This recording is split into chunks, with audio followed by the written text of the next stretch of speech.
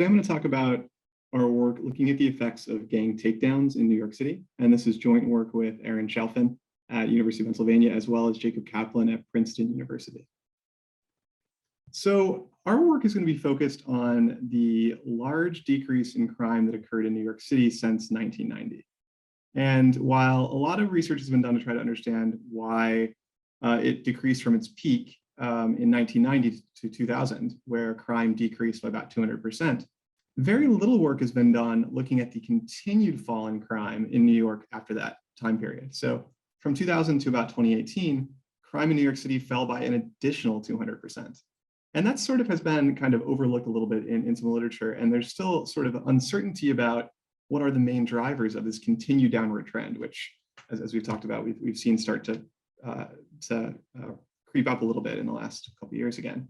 So there's been a lot of candidate measures and ideas about what's causing this, whether it's gentrification or the eradication of lead paint, improvements in police technology, the decreased use of stop, question, and frisk, for example, in New York after 2000 and 2010, particularly 2010, and sort of moving away from that, broken windows style of policing to some more precision type of policing.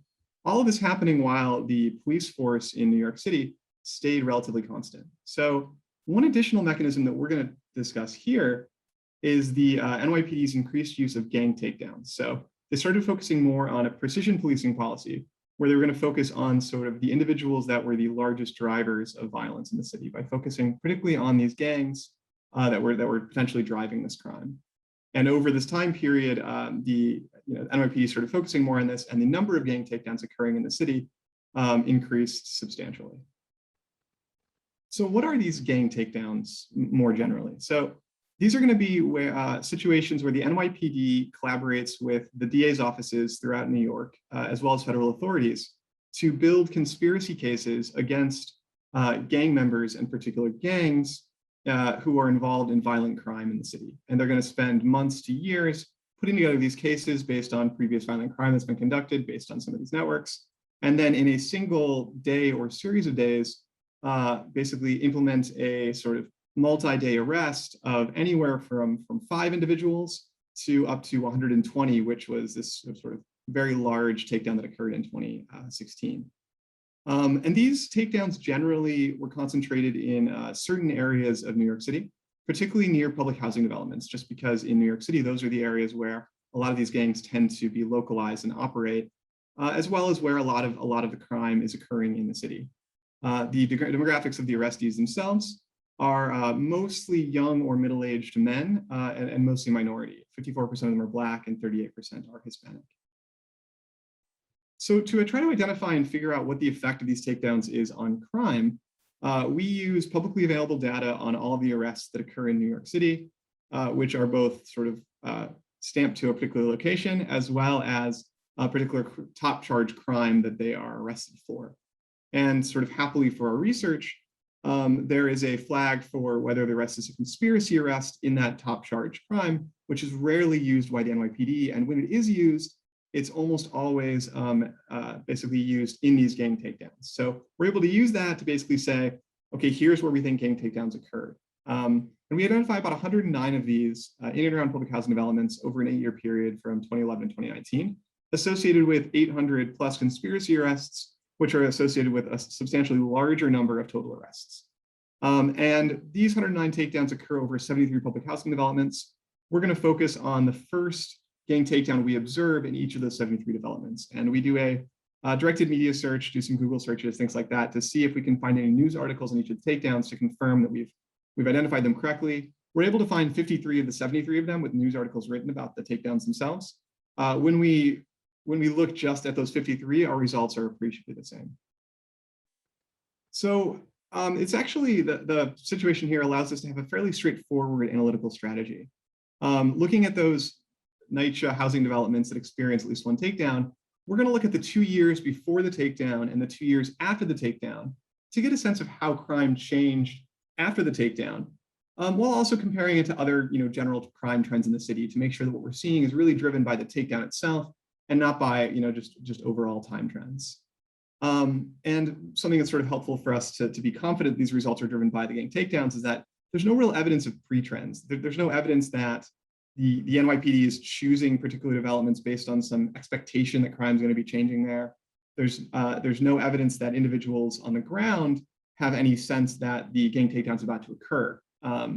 And in addition, the lag time between when these takedown conspiracy investigations begin and when they end is substantially long. It's months or year periods, which is to say that for some individuals, for all of these takedowns, they happen substantially after the takedown is decided to occur. So in some sense, for individuals on the ground, they don't know this is coming. And when it does occur, it sort of happens surprisingly in some sense. So overall, what we observe, and here we're going to show the effect of these takedowns on time periods. Each period on the x-axis here is a 6-month period. We see that after these takedowns, shootings and violent crime more generally both decreased in the city. And while there's some uncertainty in the amount that it decreased, we see a decrease there. And we feel like on average that shootings decreased by about 1/3 in these housing developments after the takedowns occurred. And those effects lasted for 2 years. In violent crime more generally, the effects aren't quite as strong, but they're still statistically significant. So we see about a 10% decrease in violent crime after a gang takedown that lasts for several years. Overall, we also see a decline in homicides, but given the low number of homicides that happen in New York City, we can't be incredibly confident in the significance of that result. There's just not enough homicides happening to see to be confident that the homicides are decreasing, but it does appear suggestively that homicides are going down as well. And we see a small and statistically significant decrease in assaults, about 8% decline in assaults. It's worth noting we don't see any effect on nonviolent crime. So there's no changes that we observe after a gang takedown on robberies or property crime. It's also, or nonviolent drug-related arrests or crimes. It's also worth noting that larger takedowns, where more individuals are arrested at once for larger gangs, tend to have larger effects on decreases of crime. We don't see any evidence that crime is displaced to nearby locations, so there's no evidence that individuals are just committing crimes farther away, hoping not to get caught. It appears that crime is decreasing sort of both in the area where the takedown's occurring as well as nearby. And finally, we don't see any evidence this is being driven by enforcement activity changes, that there's more cops on the street. We see no change in the street stops afterwards or general arrests, or as I mentioned before, any sort of nonviolent drug arrests. So we feel fairly confident that the decrease in crime is really being driven by these gang takedowns themselves. So to sum up, we feel fairly confident in saying that these gang takedowns led to a sustained decrease in violent crime in and around these public housing developments. That, based on the numbers, appears to explain about 1/4 of the overall decline in violence that happened in these communities. Now, the other 3/4 of the decline in violence could be caused by many of the other factors. We feel confident that about 1/4 of it potentially is driven by these gang takedowns themselves. Before I wrap up, 2 quick notes. The first, words of caution. The first is that we can't identify the exact mechanism of why crime is decreasing, even though we see crime decreasing.